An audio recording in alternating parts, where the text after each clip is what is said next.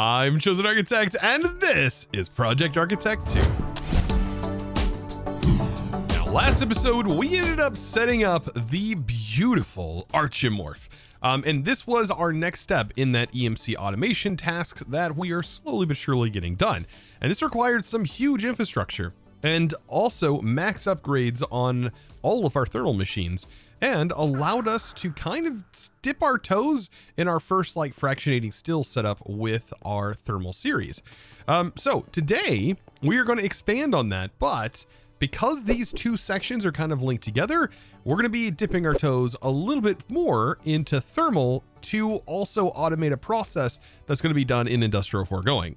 Hear me out. Now, I tried to entangle these two quest lines or these two items in a way that allowed you to cross these two mods together. And in doing so, by doing this one, should have allowed you to nearly have everything needed for the Archilution. So if you had done everything in the prior quest, this one would be just as simple as just finding all of the thermal series mobs. And so now if you missed last episode, be sure to check that out, because a ton of the things that we're going to be using today actually happened last episode.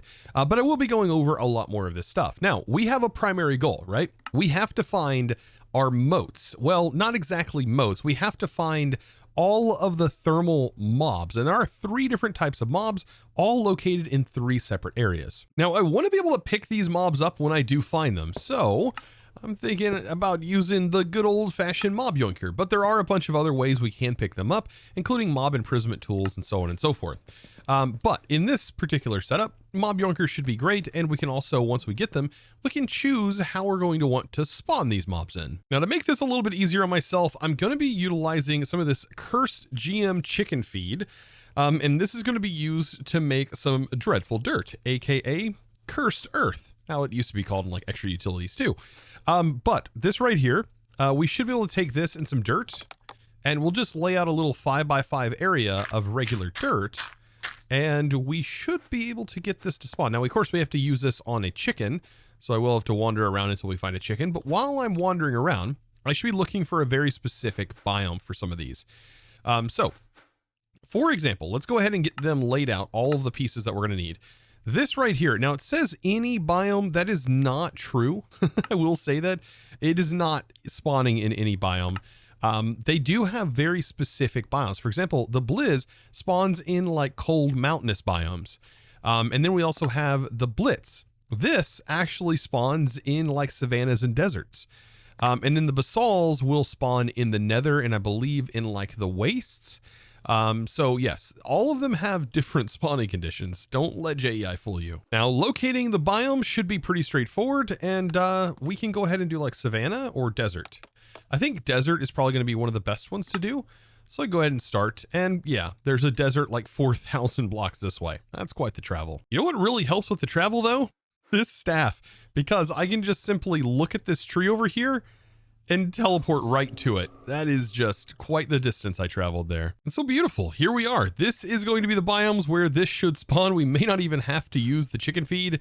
And speaking of chicken feed, I didn't find any chickens. I should definitely do that. But let's see if we can just get them to spawn. Now, to quickly set the time of day to night, we can use a celestial manipulator. And at this point, we definitely have all of the things required to make this. I'm just going to need some draconic cores, all that good jazz. And let's see, a wyvern core, which requires a star. And everything else should be quite simple. Now, this can be set up and automated. We might do that down the road. But for right now, all I'm going to need is a gate. A higher tier one, preferably, and then we'll just set this down for right now, and we'll use this to power our system. So I give it some power, and then I go into time, and I can go ahead and I can set it to night, for example, midnight, right? And it's going to launch, do its thing, and there we go. So now we have the ability to change the time of day. You can also change the time of day with Ars Nouveau as well, which is another really cool way of doing it.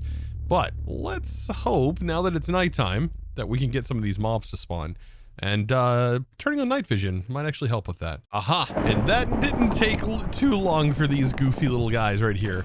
Okay, so yeah, the Blitz right here, of course, with their jank textures.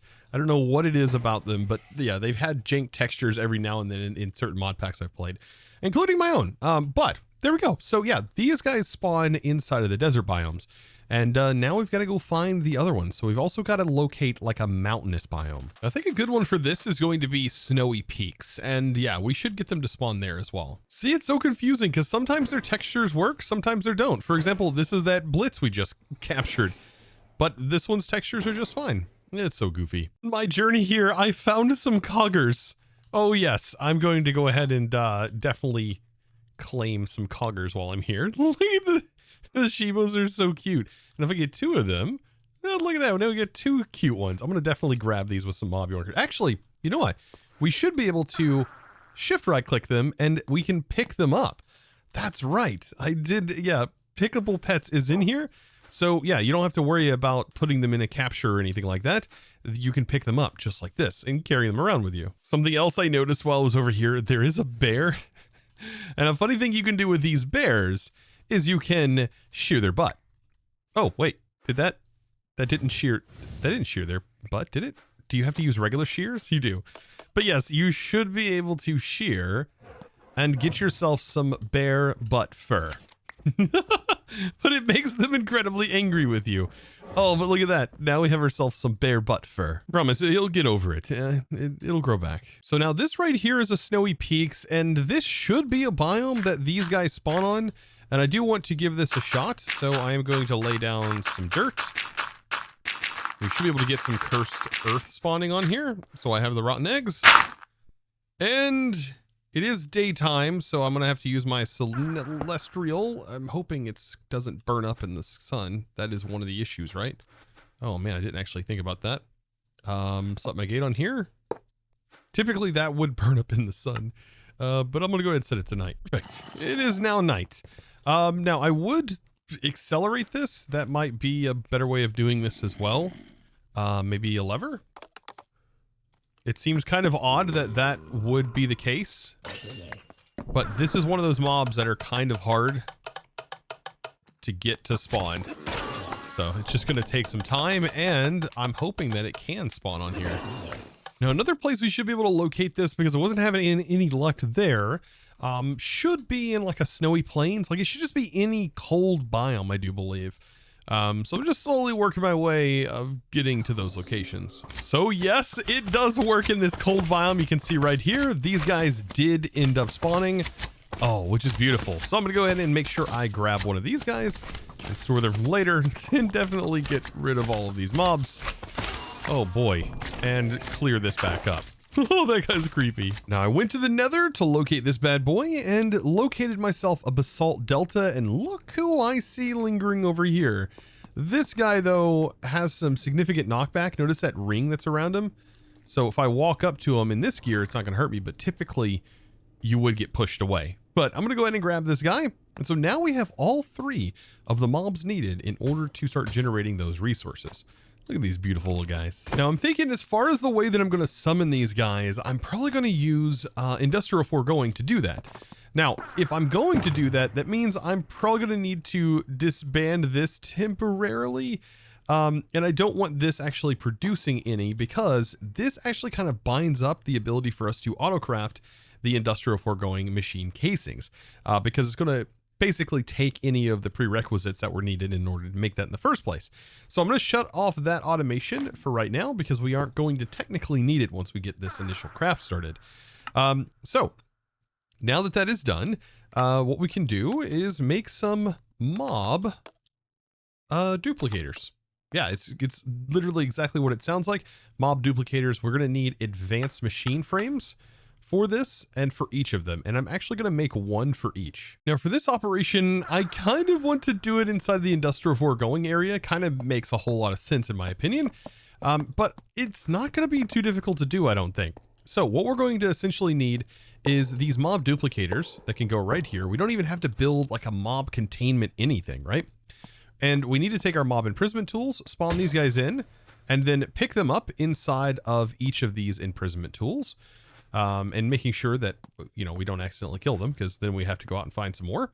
So there we go. All of those now separated. Let's take this. There we go. So now that we have all of these, they essentially are going to go into this mob imprisonment tool slot right here to be spawned. Now, what I want to do is I want to spawn them, but I want to immediately stasis them. Now, this is the boundary box for the stasis chamber, but I think we can put range upgrades in here. Ooh, no, we cannot. So this kind of limits us a little bit. What I might have to do is use... I thought we could put range upgrades in the stasis chamber. I guess not. So what we're going to have to do here, I guess, is make more of them. And you know what? This actually isn't too bad. I thought this was going to be a little bit worse, but what we're going to do is we're going to have the stasis chambers directly underneath here. And if I show the range and then show the range of this, you can see the mobs should spawn right here and should be within range of this mob stasis chamber. Or we could actually put the stasis chamber directly on top of the mob spawner, and then we guarantee that it'll be in that location. Ooh, that's actually even nicer. Now, to be able to take these guys out once they do spawn, I'm going to be utilizing a mob crusher here. And the funny thing is this is going to generate some essence, and so we should be able to funnel that essence as this generates right back into the system here. But we do have a ton of essence in our system. You can see right here, using our storage, we have, a lot of buckets. And for these to run, they are going to need essence being fed into them. And I can do that from the bottom. And so what I'm going to do is I am going to run some exporters underneath here that is going to export out some of that essence. And this should make things a lot cleaner and nicer looking. There we go. Perfect. And by the way, this is being carried, of course, with another peer. So this whole side essentially is going to have access to 32 channels for right now, or more, depending on what my needs are. But this looks pretty good. I'll use my traveling staff to boot myself up here. Nice. And now each one of these are going to get essence. So I should be able to just drag that in there, just like so. And this might already start spawning the mobs, unfortunately. But the stasis chamber should hold them in place. Oh, that guy ended up knocking them. That's kind of hilarious. Okay, well, I mean, this still should get going. Let's get a gate on here. That's funny that it just knocked him around. Okay, this should be taking them out. Let's go ahead and clear them out. And if I'm not here, I don't think they get aggro and hostile. It's just super funny that that's happening. Okay. And I'll go ahead and throw my speed upgrades on my mob crusher. And that will definitely make sure they don't escape. That should be way fast enough. High hopes, high hopes, high hopes. Yes, that seems way faster. And so hopefully they don't just get thrown away. Even though it doesn't seem like these stasis chambers are really doing a big job here. They're not really helping that much. So after a little bit of regular containment, this is now definitely filled up here. So I went with the pink theme because that's the color of the room here. And now that they're inside their own little boxes, yeah, things are working out a little bit nicer. They're not getting bounced around. It's because of this guy. This one guy right here, just complete jerk, just completely knocking everything all around. Not what I wanted to have happen, but we are collecting a ton of mob drops. You can see all of the drops right here. And so we should be able to just tap into this with applied energistics. But I think I want to use some drawers to store these. Actually, you know what I can do? I can just use a regular importer on here and grab our cables here. And instead of using drawers, which is what I kind of wanted to do, I can go about it a little bit differently. And we can actually talk a little bit about how we can void things within cards directly with applied energistics. Now, the way I can do that is by using, for example, a drive. So we add a drive right here to our storage, and we can actually use applied energistics kind of like a storage drawer network. Now, on these, I typically like to make sure that the priority is higher than all of our other drives. And by setting it to 10 kind of gives me a little bit of wiggle room. Now I'm using an extended drive, which is basically double the size of a normal drive. And if I use a cell workbench here, I can actually tell what this cell can hold. So for example, I can say this one, hey, only hold the blitz motes. And what I can do is I can put an overflow destruction card. And so when I put this in here, all of the blitz motes should now go into here. And once they exceed how much this can store, which I'm pretty sure it's like 16,000 items it can hold in this 1K, then it will start to void them, which is very much like how you would use a storage drawer system. Very, very nice. So I have those motes. I'm going to do one for each of these materials. And for high quantity mob drops such as this, it's always a good idea, I think, to do it this way. So last but not least, we have that one, destruction card, and voila. Everything should be beautiful. Look at that. Now that we have that set up, we're very close to being able to automate the Archilution block and also craft it for the first time. So up here is where I'm actually going to do that. So I just ran a cable that's going to run up into here. And so this is our 3 major setups that produce our casings. This is actually going to be the one that does the final craft here. We'll talk about that here in a little bit, because it is going to be kind of interesting how we actually handle this. But for right now, we can do this upon request. Now I do need to head back to my thermal area, so we should be able to teleport back here. And let's head into the thermal. And inside the thermal is kind of important because this is where we have our sunflower oil. So let's grab a bucket of that to satisfy the quest. There we go. So now we have a bucket of refined, and this right here has this section technically complete. Wonder what we got from the quests. What did we get actually? I don't actually know. It hasn't rolled through yet. Oh, we got a diamond chest piece. Of course I did. Very, very nice. Now, this one has already completed most of the stuff because we have made every copy paste gadget and every gadget from the gadgets mod. So yeah, pretty nice there. But what I need to do here is I need to get connected into the bottom here, which I'm going to have to use some different cables. Oh, we already actually have it connected. That's right. So I was just trying to make sure that I had this accessible via our applied energistic system. So the sun oil that is built up in here, we should see in here. So there it is, the refined sunflower oil. And we're going to need that because that's how we're actually going to handle our crafts here in the future. So I think with that done, we have everything. That's the automation for the sunflower oil, which we did last episode. So now all we have to do is build our autocraft for the Archilution. All of this stuff is on request, and we have these being made, and we have this accessible with EMC. So yeah, this is the recipe. So let's build that, and then let's go back into our main room and let's get this all set up for automation and actually craft it. I'm actually pretty excited for this, but I got to come up with a clever solution to allow me to auto craft this and also turn it into EMC and like have a constant loop of requests. That's going to be a little bit more challenging. Now in this, we just need to make sure it's in blocking mode, put that in here so it can craft up to 4 at a time. And then we can slap some gates on here to make sure that these all have power. And then let's see, we need industrial. We probably need, yeah, we're going to need a few more of these. Ooh, we are low on latex, it looks like, which is kind of hilarious. I think it's because I'm producing too much plastic. And when I say too much plastic, I mean too much plastic. These all have upgrades in here, but I max upgraded this, and I think that definitely put me at a little bit of a disadvantage on the latex production. Oh, and it probably doesn't help that I'm completely out of logs. Of course I am. You know, this wouldn't be modded Minecraft if we didn't have hiccups that we have to get through every now and then. It just kind of satisfies that part of my brain, to be fair. All right, so I'm going to get that now crafted up, and we'll make sure we get all of these upgrades. I'm contemplating, by the way, adding a mod in here that adds higher tier upgrades, but we also have the tick acceleration ability from the add-on that already exists in the pack by essentially farming a warden, which I kind of want to do as well. I would use it to tick accelerate these disillusion chambers, making them a bit faster. So I'm kind of back and forth. I don't know which ones, if I want to go that route or what have you, but anyways, there we go. Ooh, I don't want those going in here. Guess I'm gonna have to right click them. There we go. It's so nice that you can right click them now, because there was a time where you could not do that. There was a time. So with that and our pattern in here, we should be ready to go. I just need to make sure my settings get pasted into here. So copy, paste.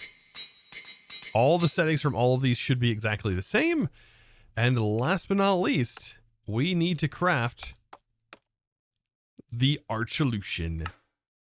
And that should prompt the request. It's going to do at least one. And there it is happening right there. Archilution done, and you can see we now have a bunch of Archilution in our storage. Now, this block is kind of cool because it does place up against wherever you place it. So if you place it on the ground, it'll place on the ground. And also, if you place it on the bottom of a block, it will stick to the bottom of the block. Very neat. And in the quest here, you kind of read this. It says, next, refine the Archimorph block by dissolving it in the dissolution chamber. So aided by a touch of oil and boosted by efficiency upgrades, this process compresses it into the smallest form, concentrating it into the Archilution block.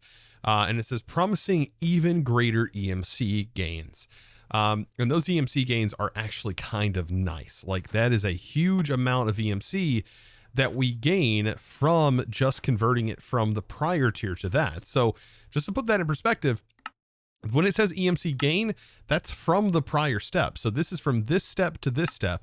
We are getting a gain of 25 billion EMC. So now for the fun part, how do we actually auto craft this? So I want to try out some things. First of all, I want to try unlearning this. So if I put this here, it is now unlearned from our system, because if it stays inside of our system, this makes it significantly harder to use any sort of request crafting.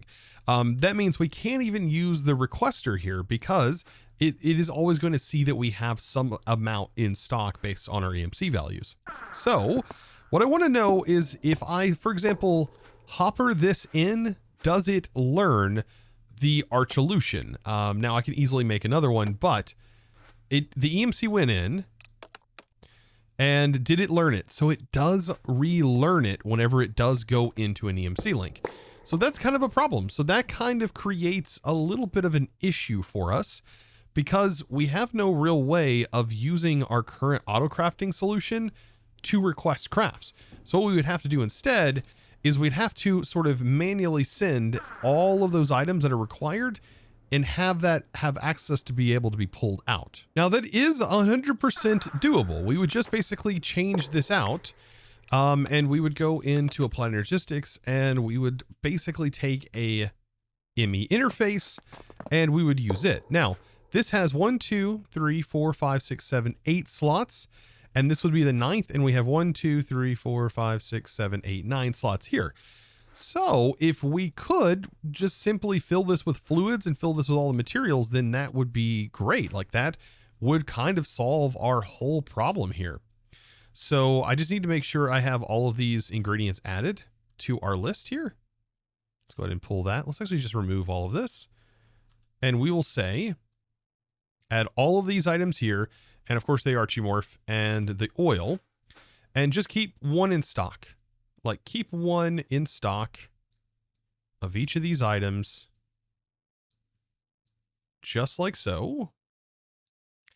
Then Archimorph, this one.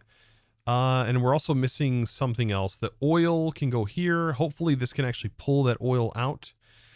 Okay, so actually, no, this is taking 2 of those items, right? So we would have this set to 2, and that would be good. That still gives us a slot here to send ingredients back, which is kind of what we need as well. Now, this is where things get a little bit challenging, because we have this locking ability right here. We actually have to have the items going into this to lock in the first place. So I do need to put a crafter card in here. So crafter card, this thing right here. Beautiful. So I have to have this inside of this slot right here. That should pull a request for these items. There we go. Now we have them. And so I'm going to go ahead and take these, all of the items required here, and then also a bucket. And this might be how we have to do this. Take a bucket of the oil. And so I'll place the oil in here for now. And then I'm just going to put all of those items required into here. And that should start the process of crafting. If I did that correctly. Actually, I might have done this wrong, right?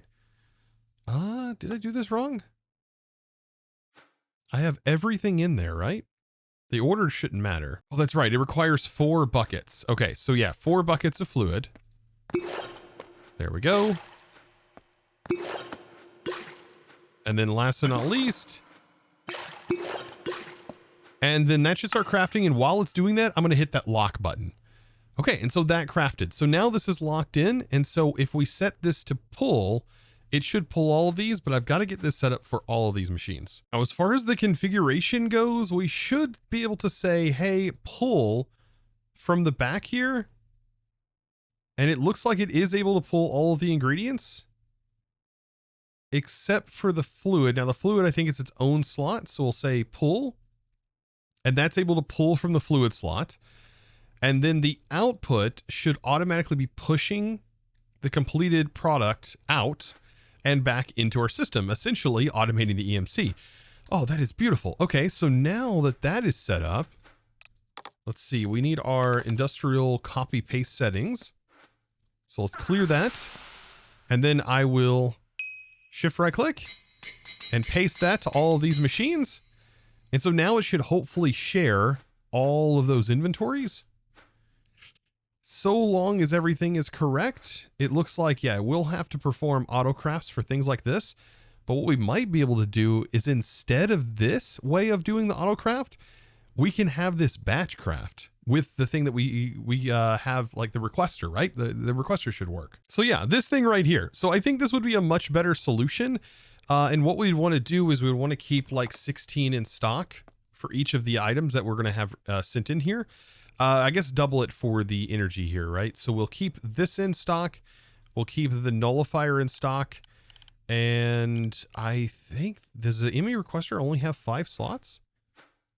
That seems kind of absurd that it would only have that. Let's do another requester, I guess. I could have sworn the requester was much bigger than that. At least 9 slots. Okay, well, whatever. So we'll attach this here. Hopefully that we have enough channels here. Do we have enough channels? 8 of 0. Yep, if my terminals work, we probably have channels. Okay, so we'll let this handle here. And then on this, we will have the stellar component requested. Now, the way that I want this to work is I need it to keep a certain amount in stock. So let's go ahead and toggle this off. And we will say keep at least 4 in stock. But whenever it runs out of 4, to go ahead and craft 4. So that should keep or actually craft 8. That way it keeps a batch ready to go. And so it's going to basically, whenever, like how we craft, whenever I hit the amount, this is essentially what it's doing. So it will request 8 whenever it drops below 4. And that's about as simple as that should get. These, we're going to need 8 for these. So I will stop this one and I'll say 4. But I'll say 8, batch 8 on this.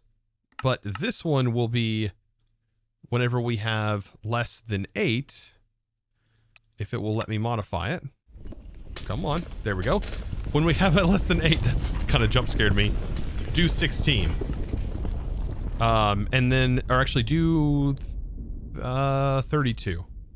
Batch up 32.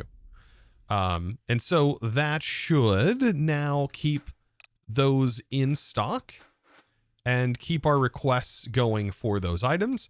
And that should also get our automations going. And I think our automations should be 100% running right now. And we should be seeing some huge gains in EMC already from this happening. So you can see the items going in.